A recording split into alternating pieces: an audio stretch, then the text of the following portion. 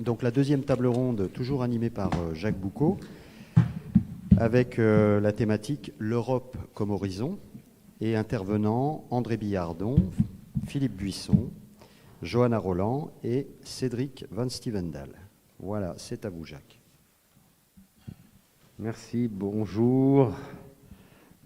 Une précision peut-être, André Billardon, enfin vous le connaissez ici, c'est l'ancien maire du Creusot, ancien député, ancien ministre délégué à l'énergie.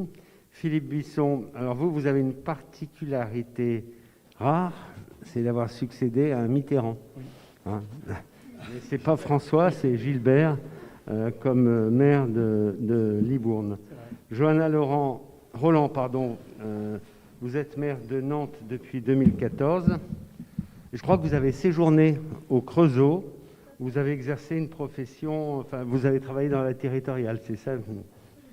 Voilà. Et puis, enfin, Cédric Van Stevendel, qui, lui, est maire de Villeurbanne depuis l'année dernière et qui, lui, vient du domaine de l'habitat social. Voilà, donc c'est une table ronde pour parler de la politique européenne de Mitterrand avec trois personnes qui ne l'ont pas connu. C'est une table de genoux, hein, Monsieur Billardon mis à part. Donc c'est à vous, Monsieur Billardon, que je vais poser la première question. En 1992, vous êtes donc nommé ministre délégué à l'énergie dans le gouvernement de Pierre Bérégovoy. Et c'est vous qui menez la campagne électorale, enfin qui dirigez la campagne électorale en vue du référendum sur le traité de Maastricht. Alors, quelles leçons avez-vous tirées de votre positionnement au cœur du réacteur européen du président Mitterrand?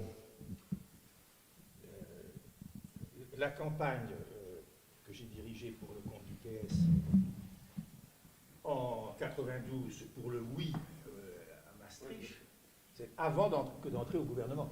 Je suis entré au gouvernement quelques semaines après. Donc, je peux évoquer cette campagne en faisant référence à ce que je crois dans cette affaire extrêmement important, c'est le courage politique et physique de François Mitterrand dans la campagne pour Maastricht. Je m'explique. Le traité de Maastricht, qui a été contesté par un certain nombre de responsables, qu'ils soient de gauche ou de droite, ce traité, c'était le traité des possibles. Il rendait possible l'Europe politique, il rendait possible l'Europe sociale, il amorçait la perspective de l'union monétaire, et donc il était, pour beaucoup de ces penseurs, une marche en avant vers une Europe plus intégrée.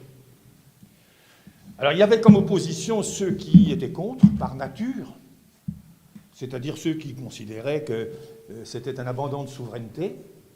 J'ai le souvenir à cette occasion d'un débat que j'ai pu avoir avec le général Lacaze, qui était déjà un farouche opposant à la construction européenne. Et puis il y avait tous ceux qui étaient à peu près européens, pour une autre Europe, disait-il, et donc qui n'étaient pas satisfaits. Et puis enfin, la troisième catégorie des opposants qui considéraient qu'il fallait aller plus loin tout de suite, et que ce n'était pas seulement les possibles qu'il fallait mettre dans le traité, qu'il fallait y mettre des certitudes, des engagements, c'est-à-dire un pas plus en avant, des pierres plus nombreuses. Et du coup, le résultat s'est avéré incertain, d'autant que la campagne s'est déroulée pendant les mois de juillet et août. Le référendum est au mois de septembre, et la campagne se déroule en juillet et août. Le premier secrétaire du PS de l'époque, Laurent Fabius, il n'est pas là, donc je peux dire les choses ainsi, me demande de diriger la campagne, je dis oui, et il va faire un tour en Italie. Et face à ça, il dit, qu'est-ce qu'on fait? Alors on fait un organigramme étoffé. Pour la petite histoire, dans l'organigramme de la campagne à l'époque, étaient côte à côte Valls et Mélenchon. Vous voyez un peu le recul du temps, ce que cela peut donner si on a un regard vers l'actualité. Et on réussit, heureusement, à mobiliser des jeunes militants, et ça a été assez exceptionnel, des jeunes militants qui, chargés d'un matériel qui avait été fabriqué, pour eux, vont faire le tour des lieux de vacances pour convaincre. Ça ne donne pas, il faut être honnête, des résultats considérables en termes d'intention de vote. Et je veux repositionner François Mitterrand dans l'affaire. Pour ceux qui ont à l'esprit, en souvenir, cette époque, ce qui aura été décisif, c'est le débat télévisé entre Mitterrand et Séguin.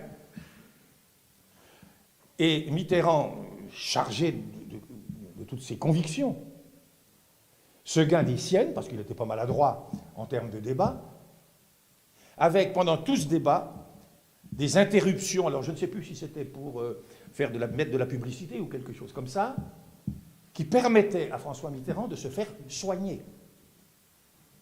Donc, si je tiens à dire cela, c'est pour montrer que, en politique, le courage en politique, doublé du courage physique, ça peut être tout à fait essentiel. Et ça, Mitterrand a su incarner ça. J'écoutais ce matin attentivement ce qui se disait à son propos. Ça m'a donné envie, justement, de lui attribuer cette qualité du courage en politique, qui aujourd'hui, toutes opinions confondues, a plutôt tendance à faire défaut, dans la mesure où, dès qu'il y a un événement, les politiques ont plutôt tendance à suivre l'état de l'opinion, et que c'est très mal porté que de prendre l'opinion à contre-pied. Alors, évidemment, on parlerait volontiers, pour citer l'exemple du courage de Mitterrand de la suppression de la peine de mort. Mais ça a été vrai aussi à cette période-là. Comme ça a été vrai, et c'est un autre souvenir que j'ai, plus tôt, dans le septennat, dans le premier septennat, lorsqu'il a fallu prendre le tournant de la rigueur, c'est-à-dire en 82 et 83. Je voudrais en dire un mot de cette période-là. 81, je faisais partie des députés réélus, et puis il y avait beaucoup de jeunes députés, on avait la majorité. On avait la majorité absolue, on prend à bras-le-corps les 110 propositions de François Mitterrand, les élus que nous sommes constituons la majorité à l'Assemblée, et on met tout en œuvre. La réduction du temps de travail, les augmentations de salaire, toutes choses, et bien d'autres, toutes choses que l'on devait aux gens. La gauche avait été privée de pouvoir pendant si longtemps, l'espoir était si grand qu'il fallait se conduire ça. Mais dès la fin de l'année 80, Jacques Delors dit, il serait peut-être, qui est ministre de l'économie, dit, il serait peut-être temps de faire une pause, parce qu'on ne va pas y arriver financièrement. On va avoir des problèmes avec la monnaie. Les dévaluations, ce n'est pas fini. On va être en grande difficulté. Pierre Mauroy répond, on continue. Arrive le printemps 83, et plus rien ne marche. Enfin, plus rien ne marche.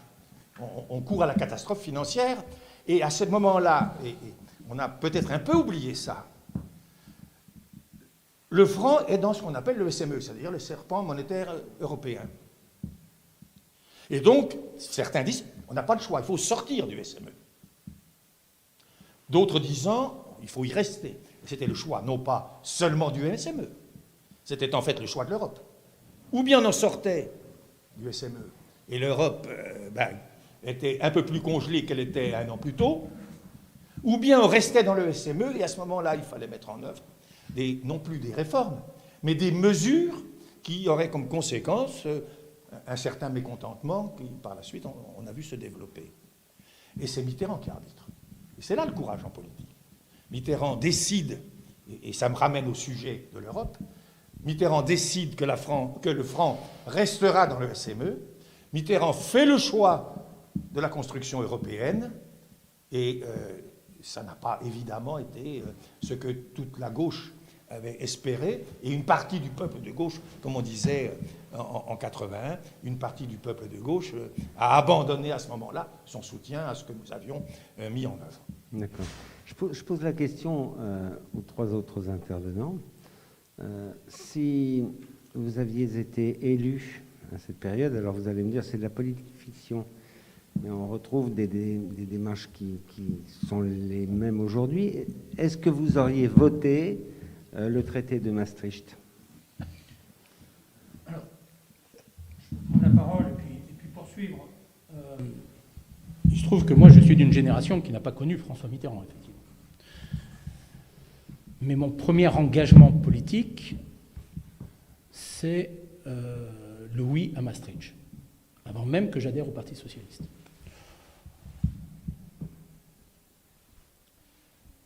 Et j'étais en âge de voter, et donc j'ai voté oui à Maastricht. Mais pour poursuivre sur ce que disait André Biardon, et pour répondre à la question qui nous est proposée, François Mitterrand, l'Europe comme horizon. Je crois que François Mitterrand, il nous a légué un discours qui est un plan de marche, qui est un plan de charge pour l'Europe et pour la gauche, qui est un discours testamentaire. C'est le discours de janvier 1995. L'un de ses derniers grands discours devant le Parlement européen, au moment où la France préside l'Union européenne. On a retenu de ce discours les 10 dernières minutes, qui sont fondamentales, parce qu'il le dit avec son approche de quelqu'un qui a connu, d'une génération qui a connu 2 guerres. Il le dit à des chefs d'État ou des chefs de gouvernement qui les ont à peu près connus autant que lui. Il a même cette expression à un moment donné où il dit que la France a à peu près fait la guerre à l'ensemble des pays européens, à l'exception d'un seul, c'est le Danemark. Et il ajoute, on se demande bien pourquoi. Et il termine, c'est cette formule qu'on a retenue, qui est absolument fondamentale, c'est le nationalisme, c'est la guerre. Et il ajoute, la guerre est notre passé, mais elle peut aussi être notre avenir. Donc, la génération que nous sommes, quelques-uns autour de cette table, nous sommes nous sommes la génération Mitterrand, 2, nous sommes la génération de l'élévation d'une certaine citoyenneté européenne, en ayant conscience que l'Europe, c'est la paix. C'est déjà assez fondamental. Mais dans le discours de 1995, on oublie souvent les 20 premières minutes. Et les 20 premières minutes, elles concernent notamment le traité de Maastricht. Il dit à l'Europe, à la France, et je pense qu'il parle en tant que président socialiste, c'est-à-dire qu'il parle à la gauche, tout ce qu'il y a dans le traité de Maastricht qui mérite d'être appliqué. Il souhaite naturellement que très vite, et on mettra un tout petit peu plus de temps que ce qui était prévu dans le traité, on aille vers la monnaie unique. Lionel Jospin le fera, ça a été rappelé ce matin. Il défend un système monétaire européen, il défend bien sûr le marché unique, mais aussi que ça ne suffit pas. Il défend l'émergence d'une diplomatie commune, d'une défense commune. Mais plus encore, et ça renvoie au sommet de Porto qu'il y a eu hier, déjà, il souhaite la création d'une Europe sociale. Il parle dès 1995 de cette volonté d'alignement des salaires, des statuts. Il parle même d'environnement, 1995. Il parle de la lutte contre l'effet de serre, obligatoirement nécessaire dans la construction européenne. Donc, en fait, dans ce propos absolument passionnant et fait sans note d'ailleurs, il réhabilite complètement Maastricht en faisant, pour les générations qui viendront, la ligne de conduite, la ligne de force qui doit être la nôtre, nous, Européens, et probablement, le pense-t-il, nous, personnalités de gauche. Donc, oui, j'aurais voté Maastricht. Ce que je regrette, c'est que Maastricht ne soit pas complètement appliqué. Et aujourd'hui, si on faisait uniquement ce que François Mitterrand a déclamé ce 20 janvier 1995, bien, probablement qu'on aurait la construction aussi d'une Europe citoyenne qu'il appelait de ses voeux. Et avec des fondamentaux qui feraient que l'Europe serait à la fois construite et comprise. Et il ajoutait une dernière chose, et j'en terminerai par ça, c'est que l'Europe est grande. Il pensait déjà qu'il y aurait forcément un élargissement, mais il nous invitait à approfondir, justement sur les bases que je viens de citer. C'était vraiment la volonté de Mitterrand à la fin de sa vie, c'était n'élargissez pas trop avant d'approfondir, parce que l'Europe, qui peut être une grande superficie, va créer deux choses qu'il faut éviter. C'est la peur de l'autre, et puis c'est l'agoraphobie européenne, c'est-à-dire qu'un trop grand espace crée de l'angoisse. Voilà, le traité de Maastricht mérite d'être relu, le discours de 95 mérite d'être lu et d'être... Merci. Johanna Roland, je vous pose la même question. Vous l'auriez voté ? Oui, à l'évidence, mais je crois que pour la génération de mères dont je fais partie, et autant le dire d'emblée, moi j'avais 2 ans le 10 mai 81, donc en effet je ne fais pas partie de ceux qui pourront, lors de cette initiative que je salue d'ailleurs, de David Marty, c'est un grand plaisir d'être ici aujourd'hui, aux côtés d'André Biardon. Vous avez dit que j'avais en effet un attachement particulier à cette ville où j'ai eu beaucoup de plaisir à travailler et où j'ai beaucoup appris. Quand on regarde les 110 propositions, on voit que l'Europe intervient très vite, dès le premier chapitre, avec cet intitulé « La paix, une fenêtre ouverte sur le monde ».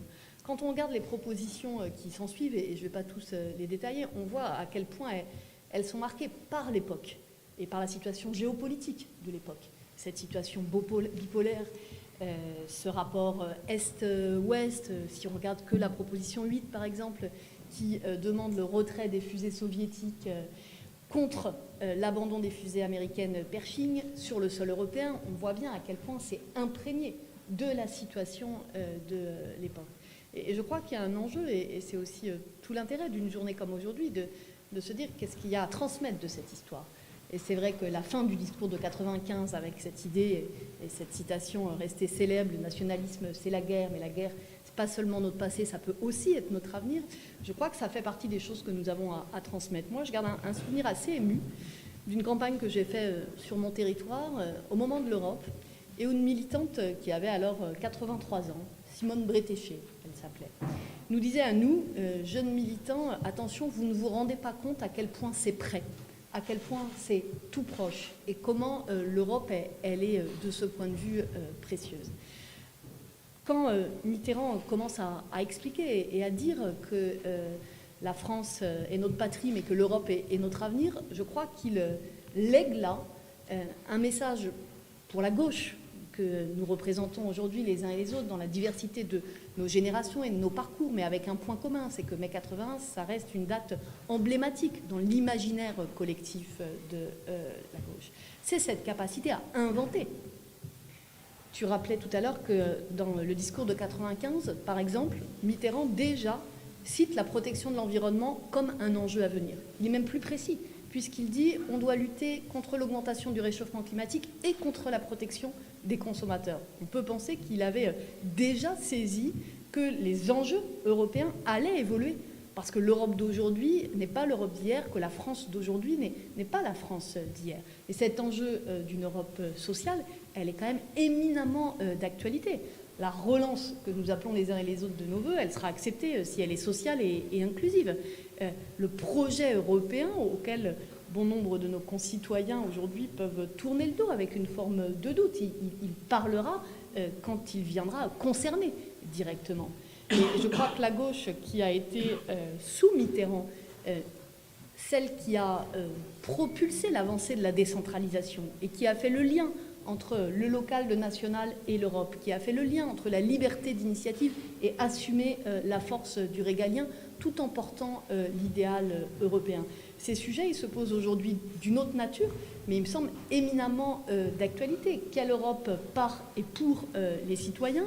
La capacité à donner dans des logiques plus horizontales qui correspondent aussi à l'aspiration des citoyens d'aujourd'hui, des réponses concrètes sur les sujets de notre temps, un rapport au travail qui évolue, des mutations numériques qui bouleversent notre vie de tous les jours, une transition écologique qui doit par définition être solidaire, ça me paraît absolument essentiel. Et puis je terminerai par dire que moi j'ai le sentiment qu'un des enjeux de la gauche d'aujourd'hui, c'est aussi au-delà de ce que nous faisons les uns et les autres dans nos territoires, parce que cette gauche, elle est bien vivace, elle existe, elle est ancrée dans la République du quotidien, dans la République du réel, elle invente chaque jour. Mais elle a aussi, je crois, à redéfinir et à re-raconter un récit national. Parce que force est de constater que quand même, il y a une vraie crise de confiance aujourd'hui dans notre pays, une vraie crise de l'avenir. 66% des Français estiment que leurs enfants et leurs petits-enfants vivront moins bien que les générations précédentes.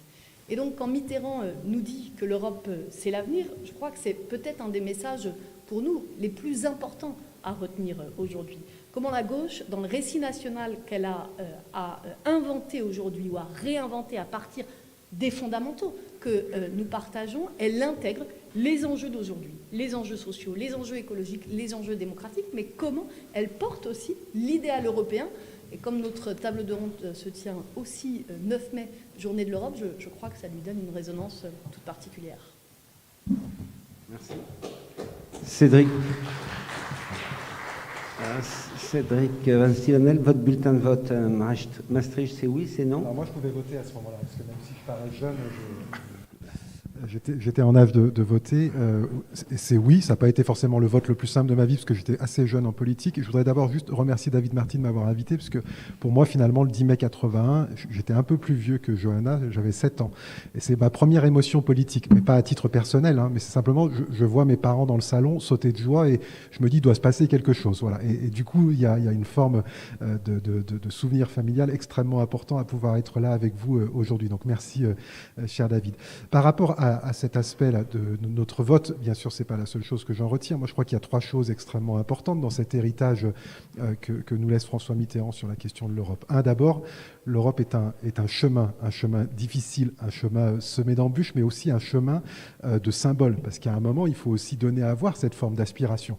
Et je voyais ce matin dans la presse Coco là, qui se moquait un peu de la fameuse image Helmut et Mitterrand qui se tiennent la main et d'un coup, il leur met un masque et puis quelqu'un qui leur met du pchit sur la main pour du gel en disant « ça aurait un peu moins de gueule aujourd'hui ». Enfin, voilà, donc c'est sûr que c'est pas facile. Mais en tout cas, moi, je retiens ça sur la question à la fois d'une ténacité et puis de la nécessité des symboles. Le deuxième élément, mais vous l'avez tous dit, l'Europe, c'est la paix. Et ça, bien sûr, c'est pas simplement François Mitterrand. Enfin, pour moi, c'est aussi des transmissions familiales. Et ça, c'est important dans ce que ça construit, d'avoir des témoins qui nous transmettent cela et qui nous disent, attention, l'Europe, c'est la paix, mais la guerre peut revenir et c'est important. Et puis le troisième, et André Billardon l'a très bien dit, l'Europe sociale aujourd'hui qui peut-être commence à s'esquisser. Il y avait le sommet de Porto cette semaine. Il y a un certain nombre d'évolutions qui arrivent. J'y reviendrai un instant si vous me le permettez.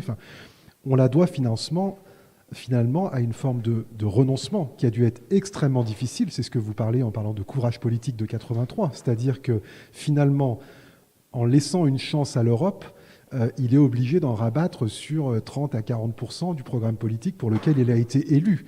Et ça, alors moi je ne sais pas si c'est ce que veut dire cette image-là, mais globalement ça suppose quand même de se dire qu'est-ce qu'il y a derrière la brume, c'est-à-dire et d'avoir cette capacité à aller aussi loin en faisant un pari d'une très très grande difficulté à ce moment-là et en pariant que peut-être 40 ans après, c'est ce qui nous permettra de commencer à se dire qu'une Europe sociale est possible. Et je crois que, en tout cas pour la génération, moi en tout cas ce que je ressens comme appel, c'est de se dire on n'a pas le droit, au regard de cet héritage, de ne pas tenter chaque jour de construire une Europe sociale.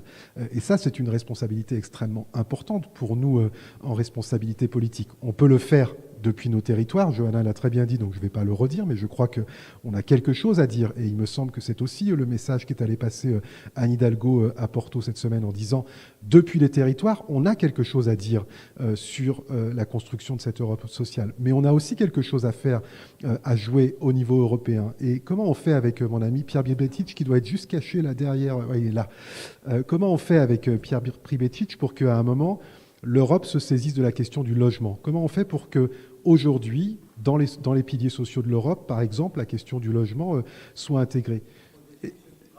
Voilà, on désigne ceux qui travaillent. Mais surtout, on dit l'hyperlibéralisme dans lequel une partie des pays nous ont conduits coûte extrêmement cher à la collectivité et est en train de nous envoyer dans le mur. Le mal logement en Europe, je parle de ça parce que c'est mon expérience précédente, mais ça permet d'illustrer.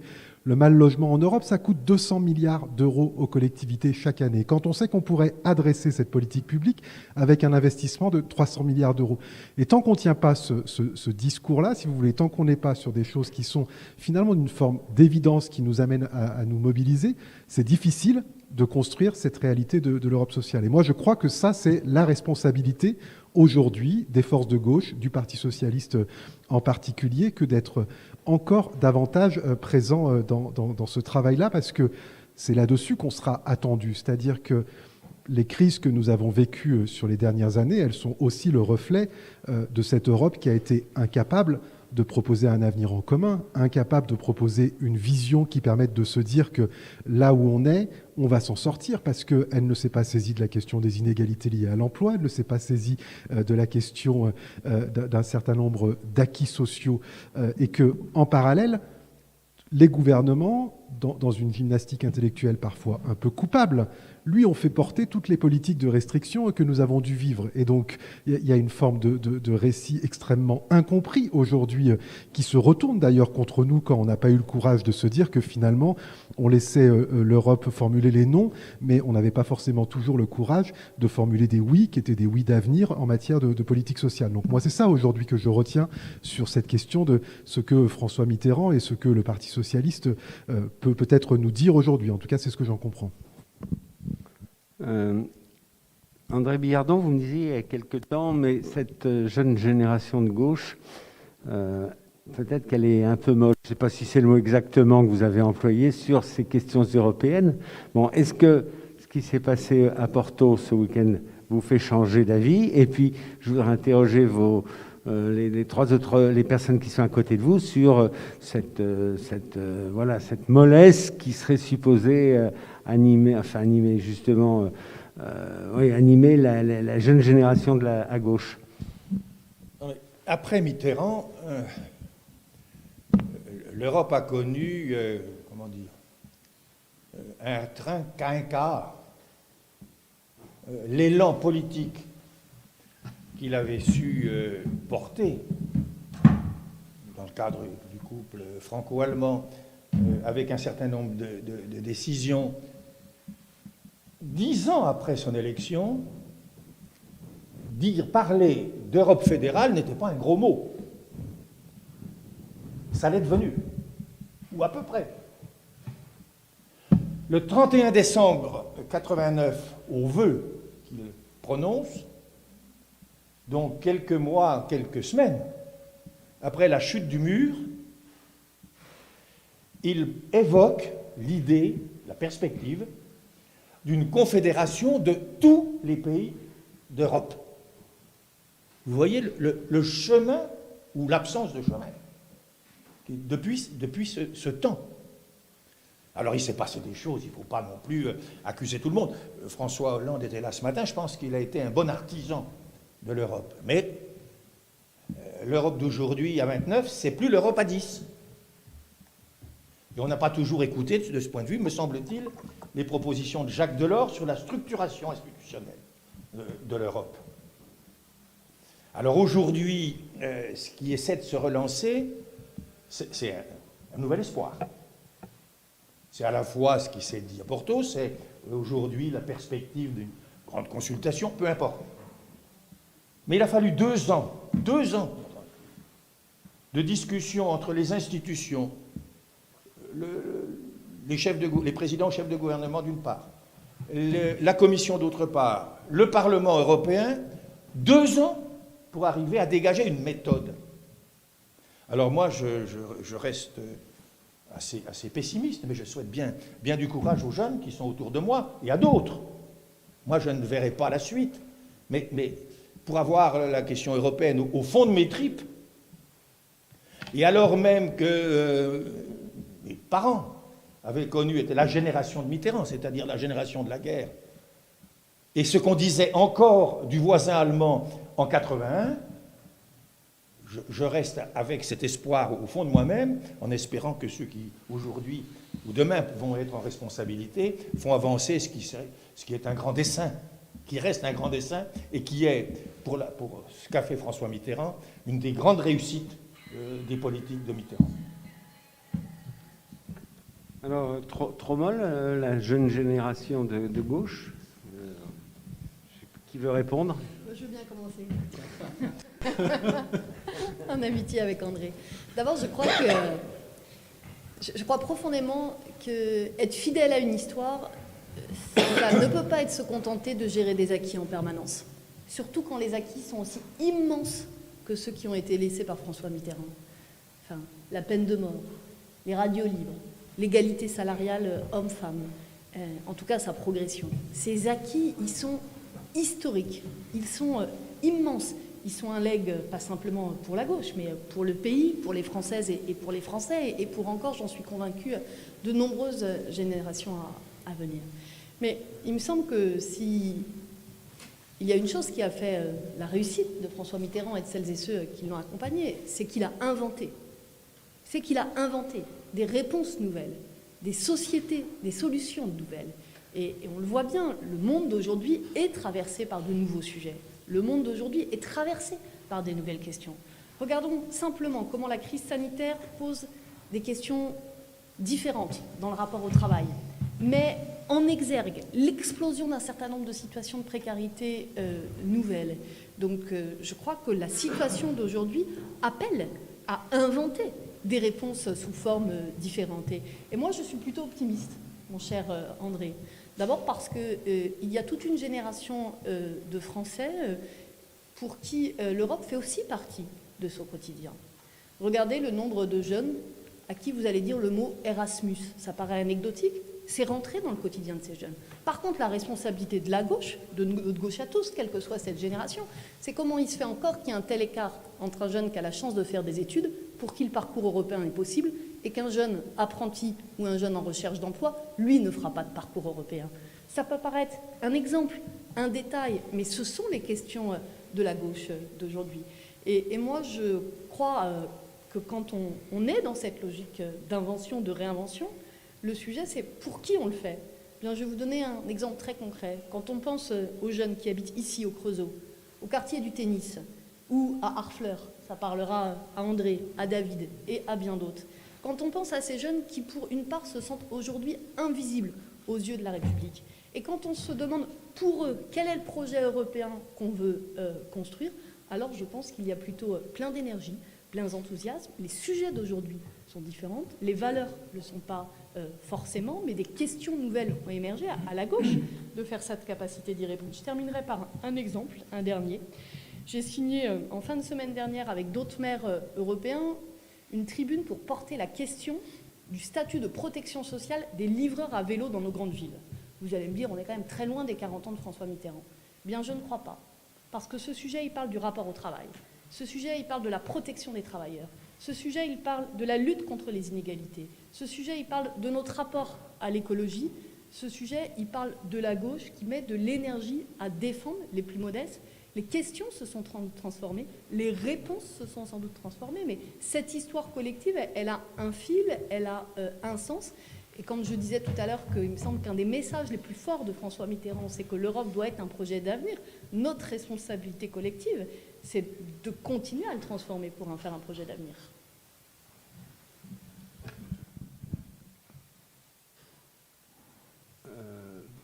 Oui. Vous vouliez parler, non? Oui. Allez-y. Et Gilbert voudra intervenir. Mais Je crois qu'on a fait ce que François Mitterrand craignait. C'est-à-dire qu'on a élargi avant d'approfondir. D'abord. Et donc, on a créé du doute et on a peu œuvré pour la citoyenneté européenne. Deuxièmement, pourquoi il y a de la fragilité à gauche sur la question européenne? François Mitterrand, on en a beaucoup parlé ce matin, a bâti avec difficulté, ça a été rappelé notamment par Gilbert, le programme commun.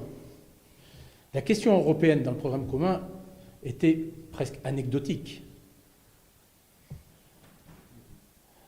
Lui-même a gouverné avec nombre d'eurosceptiques. D'abord parce que le Parti communiste n'était pas europhile, et donc, en tout cas, une bonne partie d'entre eux n'étaient pas europhiles, donc créer du doute. Jean-Pierre Chevènement, qui était plus qu'eurosceptique. Mais un programme commun pouvait exister sans qu'on se mette d'accord sur la question européenne. La question de la génération actuelle, y compris en perspective pour 2022, c'est d'imaginer une union de la gauche qui ne se mettent pas d'accord sur la question européenne. Ça, c'est peu possible. Et ça crée du trouble. Ça crée d'ailleurs les limites, probablement, enfin, en tout cas, c'est ce que je pense, les limites d'une union du bloc de gauche. Quand Jean-Luc Mélenchon dit « l'Europe, on la change ou on la quitte », crée un point de fracture fondamental avec ce que je pense devoir être le combat des socialistes, en respectant d'ailleurs l'héritage de François Mitterrand. Mais aujourd'hui, un programme gouvernemental, c'est un programme qui ne peut exclure la question européenne. Et là-dessus, il y a des points de divergence fondamentaux. Je ne sais pas, et c'est une question que je laisserai ouverte d'ailleurs, je ne sais pas quelle alliance ferait François Mitterrand aujourd'hui, en vue d'une conquête dans quelques mois. On passera la parole à Gilbert, ouais. Mais on peut aussi interroger Cédric Van Stevendel, qui justement est élu dans une ville où il y a une majorité assez disparate, enfin disparate. Je vais peut-être un peu trop fort, mais il y a des gens de sensibilité différentes. Donc sur la question européenne, au niveau d'une commune, vous arrivez à vous entendre ? Je ne sais pas ce que vous entendez par disparate. En, oui, tout cas, il ne faudrait pas laisser penser que ça soit d'autres partis que ceux de l'ensemble de la gauche, quand même. Voilà. Non, mais juste pour... ça va mieux en le disant, parce que... voilà. Et que ce qu'on pourrait dire qu'une majorité disparate, c'est par exemple des accords baroques avec le gouvernement actuel, qui est plutôt à droite. Donc, je ne voudrais pas laisser... une majorité de gauche, j'insiste. S'installer. Voilà. Donc, c'est une majorité de gauche. Voilà. Oui, mais c'est pas grave. Moi, je suis quelqu'un d'assez direct là-dessus. Donc, c'est une majorité de gauche qui s'est mis d'accord sur un objet particulier, qui sont les compétences municipales. Et c'est sûr que si on s'était posé la question de notre position européenne avant de savoir si on se mettait d'accord pour diriger cette ville, ça aurait pu être compliqué. Mais je crois qu'on crève de cela, quoi. Et moi, si vous me demandez mon avis, c'est-à-dire si, pour les prochaines élections présidentielles, est-ce que l'Europe est négociable ? Bien sûr que non, elle ne l'est pas. Bien sûr que non, moi je ne peux pas me reconnaître dans le propos de Chevènement sur l'Europe, on la change ou on la quitte, parce que je pense que d'abord, cette génération n'a pas grand-chose à nous dire en matière de responsabilité sur ce qu'elle n'a pas été capable de faire avec l'Europe, quoi. Et que je veux bien recevoir des leçons de tout le monde, mais à un moment, il faut aussi regarder ce qu'on a fait, quoi. Voilà. Et que cette Europe, on pouvait aussi la changer de l'intérieur, pour autant qu'on en ait eu le courage et pour autant qu'on ne s'en soit pas servi dans des arguments parfois un peu populistes et démagogiques pour se dire c'est pas moi, c'est la méchante Europe qui fait que nos politiques publiques, elles ne fonctionnent pas comme on voudrait. Donc moi, ça ne me satisfait pas. Mais pour être très clair avec votre question, oui, je pense que pour le Parti socialiste, la question de l'Europe et la question d'un ancrage fort dans l'Europe n'est pas négociable. Et que si c'est là-dessus que doit se faire le débat, ça va être difficile pour les présidentielles. Mais il me semble aussi, puisque je discute avec les camarades de cette majorité, comment vous l'avez qualifié déjà ? Disparate. Et je sens dans des gens qui adhèrent, y compris à LFI, des gens qui sont très européens, donc je crois qu'ils ne sont pas d'accord entre eux. Et moi, ce qui m'intéresse, c'est de faire l'accord avec celles et ceux qui pensent que l'Europe, c'est notre avenir. Et donc ça, c'est ça qui va être important demain. Et par rapport à... Mais je ne suis pas sûr que André Billardon ait l'impression qu'on soit les représentants d'une gauche molle aujourd'hui en matière d'Europe. En tout cas, ce n'est pas tout à fait ce qu'on laisse à penser aujourd'hui. Je crois qu'en plus de ça, on a intérêt d'être une génération qui veut une Europe forte, quoi, et qui la relégitime dans les actions qu'elle mène. Et c'est ce que fait Johanna depuis longtemps. Parce que moi, je suis élu depuis 8 mois, donc je peux m'attribuer aucun bilan, à part celui de ceux qui ont très bien travaillé avant moi. Mais je crois que quand les grandes métropoles mobilisent les fonds européens pour améliorer un certain nombre d'acquis sociaux, pour engager des projets innovants de développement territorial, bah c'est là où on est en train de construire l'Europe. Parce que finalement, l'Europe, elle devient tangible pour les gens. On comprend ce qu'elle est en train de faire, on comprend ce qu'elle rend possible. En tout cas, on a besoin de passer par là, parce que si les gens ne comprennent pas aujourd'hui que sur les 10 dernières années, 70% des réhabilitations énergétiques des bâtiments ont été financées par l'Europe, et si on ne le dit pas, encore une fois, parfois dans des attitudes un peu politiquement, on essaye de récupérer les choses, on ne peut pas construire un récit positif autour de l'Europe. Et je crois, et je finirai juste là-dessus, il me semble que dans l'année qui vient, il y a une forme de responsabilité considérable, y compris par rapport aux engagements et à la volonté et au volontarisme politique que Biden est en train de prendre, quoi. C'est-à-dire que si l'Europe reste à la remorque d'un des plus grands plans de relance mondial, finalement, hein, parce que je sais pas si, voilà, il se trouve qu'on m'a offert le bouquin d'Obama, là. Peu importe, parce que c'est pas forcément toujours très intéressant, mais il y a un moment où il dit combien il regrette de ne pas avoir écouté au lendemain de la crise des subprimes ceux qui lui disaient c'est pas un plan de relance à 900 milliards qu'il faut, c'est un plan de relance à 2000 milliards et qu'il n'y a pas l'environnement politique qui le permet. Et aujourd'hui, Biden là parce qu'il y a cette crise et du coup il va à cette hauteur-là, tout en plus en nous engageant dans un plan de relance sur la question de la préservation du climat, etc. Je crois que l'Europe serait coupable de ne pas se préparer à avoir cette ambition-là et que c'est à nous de soutenir ce caractère possible de cela. En tout cas, il me semble que dans l'héritage de François Mitterrand, il y a quand même cette longueur de vue qu'on peut peut-être retrouver. Je laisse le micro à Gilbert Mitterrand qui souhaite intervenir. Bon, non, c'est très gentil de m'inviter dans cette tribune qui n'était pas la mienne, mais j'en profite lâchement. Mais comme j'ai devant moi des spécialistes et même des médias, c'est important. Pour profiter d'abord, pour tordre le cou à une image qui a été faite de François Mitterrand, et pour répondre à votre question, auriez-vous voté Maastricht ? L'image c'est une anecdote qui se passe à Latje, parce qu'on prononce comme ça, Latje, dans les Landes, en septembre 81. Donc on est tout juste après l'élection du mois de mai. Le chancelier allemand s'appelle Helmut Schmidt. Les relations ne sont pas excellentes entre eux, Helmut Schmidt ayant appelé à voter Giscard. Enfin, oui, c'est comme ça que tout le monde l'a compris.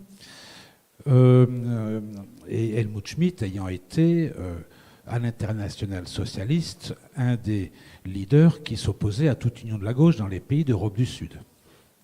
Donc les relations Schmitt-Mitterrand n'étaient pas excellentes, mais France-Allemagne oblige. La tradition veut que la rencontre à l'Élysée se fasse tout de suite le lendemain de l'élection. Puis, pour aller plus loin, François Mitterrand inaugure la diplomatie, je vais dire, un peu plus personnalisée et invite Helmut Schmidt chez lui. Donc, ça fait un peu l'armure, quoi. Il y a moins de protocole, c'est moins un truc, c'est à la maison, c'est dans les Landes. Et là, il y a des prises de notes. Donc ce que je dis là n'est pas mon témoignage comme ça. Non, il y a des prises de notes. Il y a des prises de notes françaises, il y a des prises de notes allemandes. Donc ce que je dis là est vérifiable dans les archives françaises autant que dans les archives allemandes. Et la discussion, à part bonjour, comment allez-vous, c'est l'Europe est en panne. Il y a 18 conflits. 18 conflits, les quotas laitiers, les montants compensatoires, les normes, 18 conflits, dont le chèque de Mme Thatcher, qui était le principal conflit. Mais quand François Mitterrand rencontre Helmut Schmidt, c'est 18 conflits qu'il va falloir trouver entre l'Allemagne et la France, quelques voies de sortie.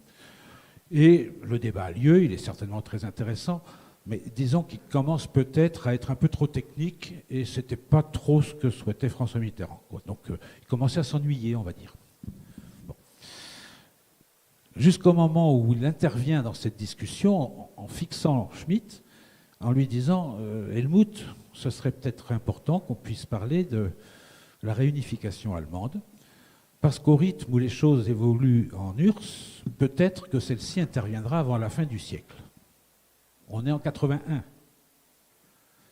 Et c'est le chancelier allemand, le premier concerné quand même par la réunification allemande, on va dire, qui répond « Enfin, François, de quoi vous me parlez? Je ne le verrai même pas de mon vivant. » À une époque où Mme Thatcher disait « On ne le verra jamais ».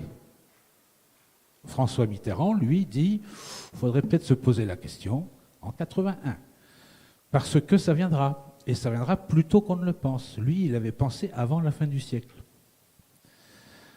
Il n'empêche que 10 ans plus tard, quand ça arrive, commentateur, Mitterrand n'a rien vu venir, il était fatigué, il est vieux, il a perdu la main, il est d'un autre siècle, il n'a pas compris l'Europe d'aujourd'hui, il n'a pas compris la liberté qui passait sous les portes. Enfin bref, il s'est opposé à la réunification allemande. Parce qu'il y a mis des conditions, mais des conditions de vieux combattants de la dernière guerre, la ligne Oder-Neisse, entre autres. Bon, et c'est comme ça qu'aujourd'hui on vous raconte François Mitterrand. Il n'a rien vu venir, il était vieux, fatigué, il n'a pas compris, quoi. C'est pas la même Europe. C'est qui changeait de siècle, et lui, il était d'un vieux siècle. La vraie vérité, c'était le premier à en parler à un chancelier d'Allemagne. Vous le trouvez, je vous l'ai dit, dans les archives, vous le trouvez dans un ouvrage formidable d'un historien allemand qui s'appelle Thilo Schaber, qui raconte toute cette période vue du côté allemand. Et à quel point François Mitterrand était précis dans ses questions et surtout devinait la suite, avait compris que la fin de Yalta, c'était pas rien en Europe. Yalta, c'était l'ordre du monde. On arrête Yalta et on passe à quoi? À un monde qu'on ne connaît pas, mais ça peut être le chaos et la guerre. Donc, prévoir cela et fixer des conditions à la réunification allemande, c'est pas être contre la réunification allemande, c'est se garantir d'un monde de demain qui ait des repères. Et le premier repère, ce fameux discours, c'est « Je préfère une Allemagne européenne qu'une Europe allemande ». Et pour éviter que l'après-Yalta devienne mécaniquement une Europe allemande, parce que 80 millions d'habitants, parce que la plus forte monnaie, le mark, parce qu'une sidérurgie est un outil industriel le plus puissant, parce que le plus gros exportateur, mécaniquement, ils vont forcément étendre la Mitteleuropa, quoi. C'était pas un fantasme de 1918, c'était une réalité physique, économique, de potentiel, de puissance, de monnaie. L'Allemagne réunifiée avec la bénédiction de tous, mais sans petite borne à poser quelque part, sans garantie sur l'évolution de l'Europe à venir, posait problème, en tout cas à Mitterrand, à la France, on va dire. Donc 3 conditions. Est-ce que l'Allemagne réunifiée reconnaîtra les frontières que les 2 Allemagnes avaient reconnues? Est-ce que l'Allemagne réunifiée respectera les minorités du point de vue démocratique? Et est-ce que l'Allemagne réunifiée reconnaîtra la ligne Oder-Neisse? Ça paraît rien, c'est ce qui sépare la Pologne de la... Mais dans la Constitution allemande, il y avait encore un article qui disait que toute population majoritaire allemande à l'extérieur de l'Allemagne pouvait demander par référendum son rattachement à l'Allemagne. Et on reposait tout le problème des Sudètes de la Tchéquie. Et on reposait tout le problème de la Silésie chez les Polonais. Et on fait préparer la guerre de 1918. Voilà, il suffisait que...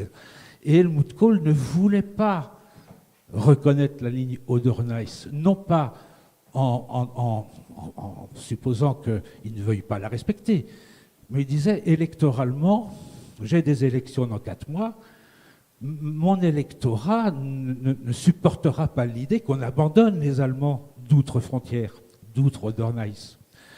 Donc François, bien sûr, je vous donne ma garantie qu'on respectera Oder-Neisse, mais je le dirai après. Et la France disait, non, vous le direz avant, avec ce fameux discours, Helmut Kohl qui dit François, vous ne me faites pas confiance, et François qui répond je fais confiance à Helmut, je ne fais pas forcément confiance à tous les chanceliers d'Allemagne qui lui succéderont. Et c'est comme ça qu'on a arraché la reconnaissance de la ligne Oder-Neisse. Mais ça a été vécu par tous ceux qui pensaient que la liberté c'est formidable.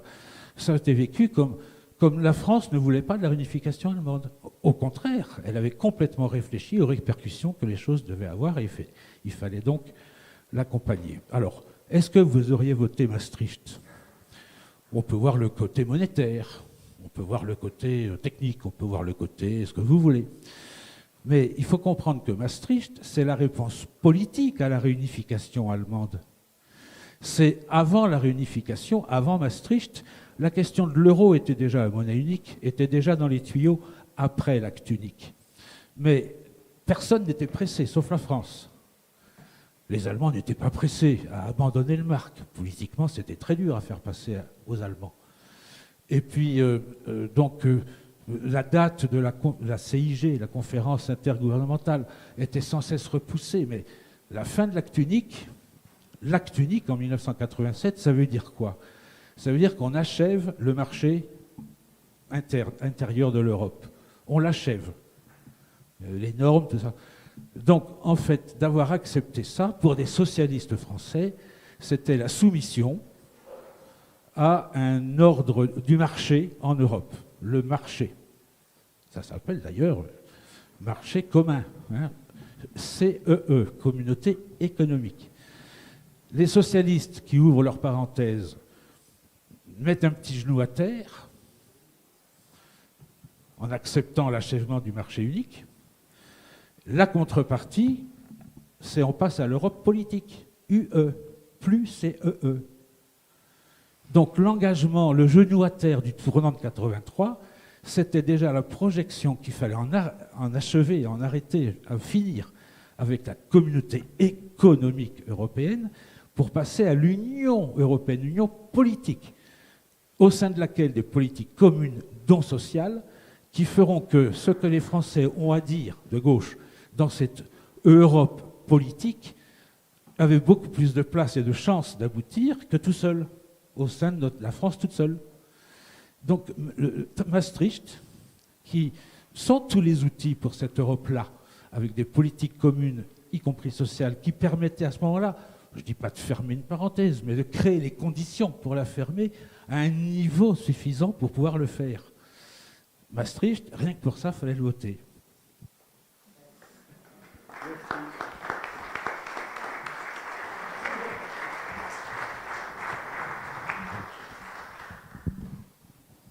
Bien, on arrive au terme de ce débat. C'est vrai que la vie de François Mitterrand a été marquée par le fait européen. Et moi, je voudrais vous rappeler une citation de Jean Daniel, le journaliste, le patron de Nouvelle Obs, qui était un proche de Mitterrand, qui avait écrit en 1995 « Cet homme qui était toute la France aura probablement voulu finir en incarnant toute l'Europe. » Voilà, merci à vous quatre. Merci, Julien.